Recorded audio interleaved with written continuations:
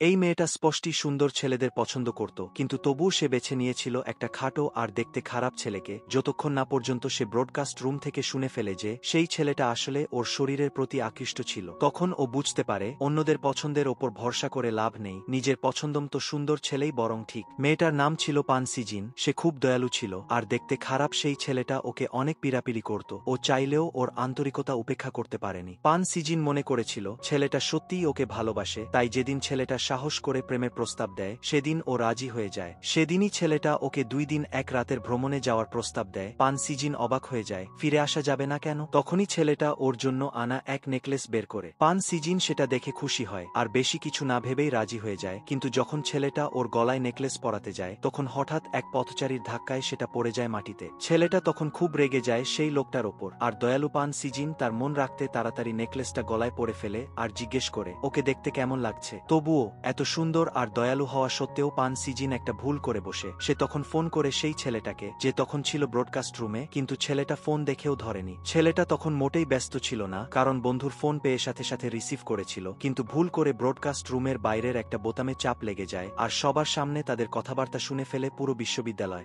সেই ছেলেটা বলে ওর আসল উদ্দেশ্য ছিল পান সিজিনকে মাতাল করে ওর শরীরের সুযোগ নেওয়া। এই কথা শুনে পান সিজিন রেগে ফেটে পড়ে, কারণ ও বুঝে যায় ছেলেটা ওকে সত্যিকারের ভালোবাসে না। ঠিক তখনই সেই বিরক্তিকর ছেলেটা আরেকজনের কাছ থেকে জানতে পারে যে ব্রডকাস্ট রুমের মাইক্রোফোন চালু ছিল। ও হতভম্ব হয়ে যায়। সে দৌড়ে গিয়ে পান সিজিনের সামনে হাঁটু গেড়ে বসে মাফ চাইতে থাকে, আর বলে সবটাই ভুল বোঝাবুঝি ছিল, বন্ধুদের সামনে একটু বাড়িয়ে বলেছিল। পান সিজিন ওকে ভালোবাসলেও বোকা ছিল না। তখন সেই বিরক্তিকর ছেলেটা নিজের আসল রূপ দেখায়। সে ওকে নাটক না করতে বলে, আর জিজ্ঞেস করে ও বুঝতে পারছে না তার উদ্দেশ্য কি। এই কথা কেউই সহ্য করতে পারে না। পান সিজিন রাগে ওর গায়ে ঘুষি মারে, আর বলে সে আগে শুধু ছেলেটার কান্নার চাপে রাজি হয়েছিল, তার নিজেরও সুন্দর ছেলে খুঁজে নেওয়ার ক্ষমতা আছে। এই কথা শুনে পাশে দাঁড়িয়ে থাকা দুটো সুদর্শন ছেলের চোখে ওর তেজি ভাব গভীরভাবে গেঁথে যায়। সেদিন দুঃখে পান সিজিন অনেক মদ খেয়ে ফেলে, আর প্রতিজ্ঞা করে এবার থেকে শুধু নিজের পছন্দের সুন্দর ছেলেদের দিকেই তাকাবে। গতকালের লজ্জার ঘটনার জন্য ও পড়াশোনাও ছেড়ে দিতে চায়। কিন্তু ঠিক তখনই রাস্তায় এক নতুন ছাত্র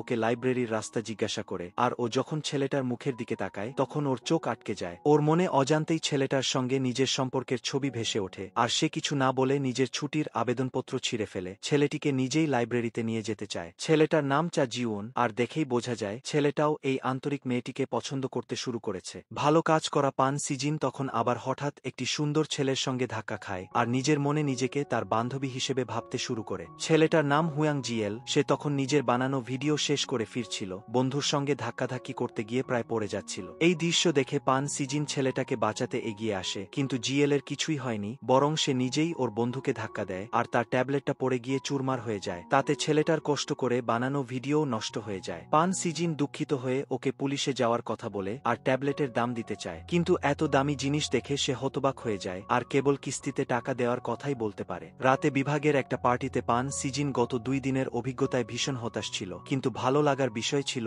যে জীবনের মতো সুদর্শন একটা ছেলে ওখানে ছিল। সে ভাবে হয়তো পৃথিবীটা এত খারাপ না। কিন্তু ঠিক তখনই বিরক্ত জিয়েলও সেখানে আসে, আর মাতাল পান সিজিনকে দেখে ফেলে। মেয়েটাকে খুশি দেখে ছেলেটার রাগ হয়, আর সেই সময় পান সিজিনও ওকে দেখতে পায়। সে টলতে টলতে জিয়েলের কাছে গিয়ে তার গালে 2টা থাপ্পড় মারে, আর কাঁদতে কাঁদতে বলে সে তো শুধু তার সুন্দর মুখটা রক্ষা করতে চেয়েছিল, যার দাম $10 লক্ষ।